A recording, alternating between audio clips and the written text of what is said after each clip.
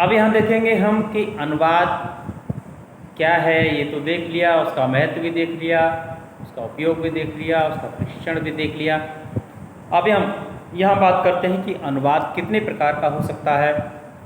साहित्य दृष्टि से हम देखते हैं और विषय वाले अपने तरीके से समझेंगे। तो साहित्य दृष्टि से जब आप देखेंगे तो मुख्य रूप से अगर कहा जाए तो अनुवाद वैसे तो कई तरह से कई प्रकार का हो सकता है, लेकिन मुख्य रूप से 10 प्रकार का हमारे सामने आता है जो सबसे ज़रूरी होता है, जिसका या कह लीजिए कि जिसका इस्तेमाल अधिकांश तक किया जाता है। सबसे पहला होता है मूलनिष्ठ अनुवाद। यह अनुवाद मूल पाठ का अनुगमन करता है, यानी पूछ लिया जाएगा कि ऐसा अनुवाद जो मूल पाठ का अनुगमन करे तो क्या कहलाएगा, तो आपका उत्तर होगा कि मूलनिष्ठ अनुवाद कहलाएगा। फिर दूसरा सवाल हो सकता है कि मूल मुक्त अनुवाद किसे कहते हैं। तो आप बताइएगा कि मूल इस प्रकार के अनुवाद में विचारा एवं भावों को छोड़कर अभिव्यक्ति की स्वतंत्रता पर ध्यान दिया जाता है, यानी जिस अनुवाद में अभिव्यक्ति की स्वतंत्रता पर ध्यान दिया जाए वो अनुवाद मूल मुक्त अनुवाद कहा जाएगा। फिर होगा कि भाई शब्दानुवाद क्या है, तो इसमें मूल बात का शब्दशः अनुवाद किया जाए, वो जो आपका होगा शब्दानुवाद होगा। यानी शब्दशः अनुवाद करने का जो प्रक्रिया है, जो प्रोसेस है, वह शब्दानुवाद कहलाएगी। इनके नामों पर ध्यान दीजिए, जैसा नाम होगा उसी तरह की उसका अर्थ भी निकलता है। भावानुवाद यानी ऐसा अनुवाद जिसके अर्थ, विचार एवं भावों पर सबसे ज़्यादा ध्यान दिया जाता है, सबसे अधिक फोकस किया जाता है, वो भावानुवाद होता है।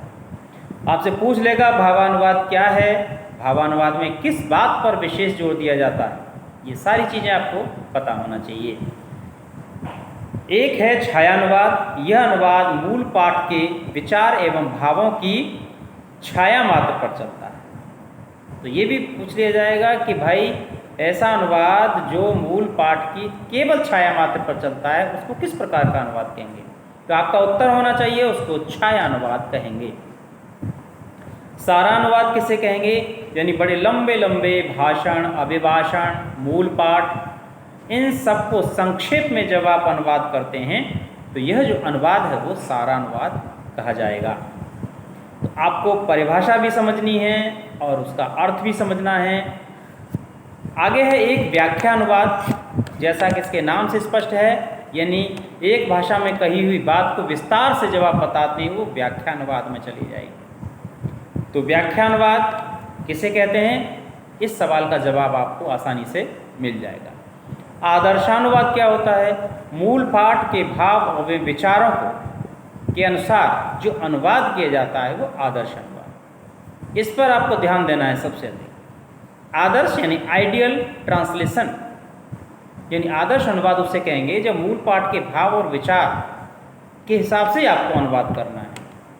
रूपांतरण अनुवाद क्या होता है, इस प्रकार के अनुवाद में मूल पाठ के रूप की आवश्यकता अनुसार बदल दिया जाता है, यानी चिंता नहीं रहती क्या हो रहा क्या नहीं, जैसी ज़रूरत होती है उसी तरह से उसको बदल दिया जाता है। वार्तानुवाद ये जो होता है, एक अलग अलग भाषा बोलने वाले दो लोगों के बीच में जब बातचीत होती है तब एक ट्रांसलेटर बैठा होता है, एक अनुवादक बैठा होता है, एक के द्वारा कही बात को दूसरे को बताता है, दूसरे के द्वारा कही बात को फिर पहले आदमी को बताता है। इस प्रकार के अनुवाद को आप वार्तानुवाद कह सकते हैं। तो वार्तानुवाद में ये भी एक सवाल बन सकता है कि भाई दो लोग जब बात करते हैं, अलग अलग भाषा बोलने वाले, उनके बीच में जब अनुवाद किया जाता है तो ये किस प्रकार का अनुवाद कहा जाएगा, तो इस सवाल का जवाब भी आपके पास होना चाहिए।